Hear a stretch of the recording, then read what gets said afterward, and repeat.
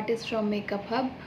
आज मैं वीडियो लेके आई हूँ फ्रेंड्स केराटिन को लेके, बिकॉज़ ये आजकल मार्केट में बहुत डिमांडिंग हो गया है केराटिन। और मैं आपको केराटिन के फ़ायदे भी बताऊंगी, मैं आपको केराटिन और स्पा और स्ट्रेटनिंग में फ़र्क क्या है वो भी बताऊंगी।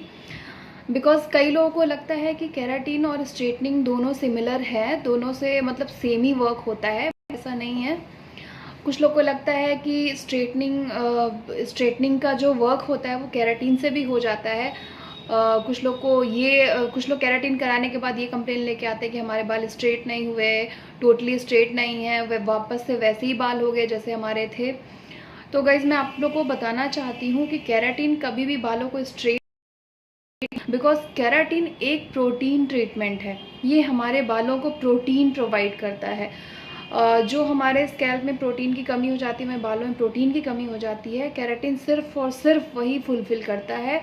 ये बालों को स्ट्रेट बिल्कुल भी नहीं करता है, और ये बालों को जो है प्रोटीन के साथ साथ सिल्की बनाता है, सॉफ्ट बनाता है, स्ट्रेट बिल्कुल भी नहीं करता है। कुछ लोग को लगता है कि केराटिन अगर हमने एक बार ही ले लिया तो फिर हमें स्पा की ज़रूरत भी नहीं पड़ती है। एक्चुअली देखिए केराटिन का काम क्या होता है, जैसे हम स्पा हर मंथ लेते हैं, हर 15 डेज़ पे लेते हैं, तो केराटिन क्या करता है मतलब एक साथ आप 6 मंथ का डोज ले सकते हैं। Keratin just like a hair spa ही होता है। जैसे स्पा हम शिफ्ट वाइज लेते हैं, तो केराटिन हम इकट्ठे एक बार ले लेते तो हमें 6 महीने तक के लिए फुर्सत हो जाती है। लेकिन केराटिन लेने के साथ साथ उसकी चीज़ों को भी हमें फॉलो करना पड़ता है। लाइक केराटिन के बाद हमें वही शैम्पू, वही मास्क, वही कंडीशनर अप्लाई करना पड़ता है जिस ब्रांड का हमने केराटिन कराया हुआ है। बिकॉज इसके शैम्पू में क्या होते हैं कि वो सल्फर फ्री होते हैं, उसमें केमिकल नहीं होता। तो वो शैम्पू जब आप कंटिन्यूटी बनाए रखेंगे तो आपका केराटिन लॉन्ग लास्टिंग होगा। उससे आपके बालों की जान, आपके बालों में आपके जड़ों की मजबूती, आपके बालों में प्रोटीन की कमी जो होगी वो सभी सही हो जाएगी। रीज़न क्या है कि हम नॉर्मली डेली यूज़ में शैम्पू जो यूज़ करते हैं वो बहुत केमिकल भरा होता है।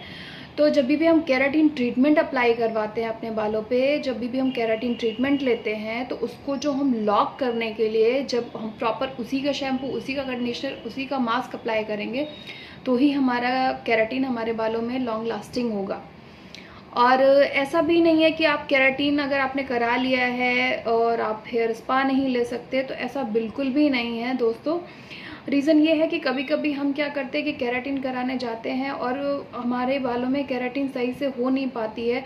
तो अगर आप ये सोचो कि हमने केराटिन करा लिया, अब हम हेयर स्पा नहीं ले सकते, तो ऐसा कुछ भी नहीं है। अगर केराटिन का प्रोसेस थोड़ा स्लो हुआ है आपके बालों में, तो आप उसको स्पा के ज़रिए अच्छा बना सकते हैं, उसमें कोई प्रॉब्लम नहीं है।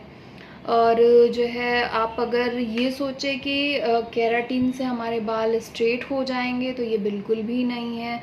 अगर आपको आपके बाल स्ट्रेट चाहिए तो आपको स्ट्रेटनिंग करानी पड़ेगी। आपके बाल अगर आपको आपके नेचुरल, बस आपके बाल बाउंसी हो, थोड़े सॉफ्ट हो, तो आप केराटिन के लिए जा सकते हैं। बिकॉज केराटिन क्या करता है कि बालों को थोड़ा सा जो है, जब वो सल्फर फ्री शैम्पू हम यूज़ करते हैं तो हमारे बाल ऑटोमेटिकली क्या होता है, नेचुरली हेल्दी दिखते हैं। और कुछ लोग को लगता है वो चिपकू से लगते हैं, बट वो चिपकू नहीं होते हैं, वो एक्चुअली में नेचुरली हेल्दी हो जाते हैं, जैसे आपके ओरिजिनल हेयर्स होते हैं वैसे हो जाते हैं।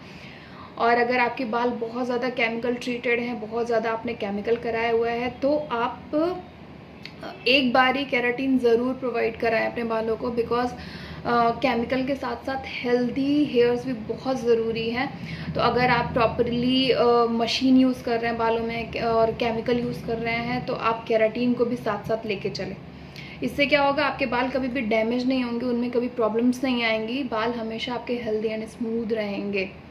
ओके, तो नेक्स्ट वीडियो में फिर जल्दी, और वीडियो प्लीज़ पूरा देखिएगा। अभी मेरा अगर आपने चैनल सब्सक्राइब नहीं किया तो प्लीज़ कीजिए, बेल आइकॉन बटन ज़रूर दबाइएगा। Okay bye, have a nice day.